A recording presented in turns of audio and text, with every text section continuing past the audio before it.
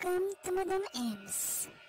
Bago ang lahat, huwag kalimutang mag-subscribe at i-like ang video.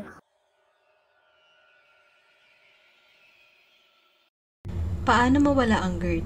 Alamin ang mga tips kung paano mawala ang GERD ayon kay Madam Ems.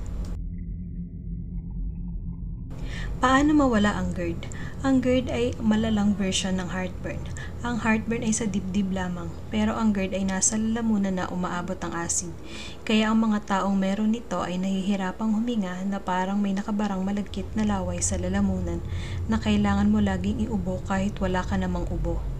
Kadalasan, kapag may GERD ka ay kaakibat nito ang allergies, allergic rhinitis, at asthma.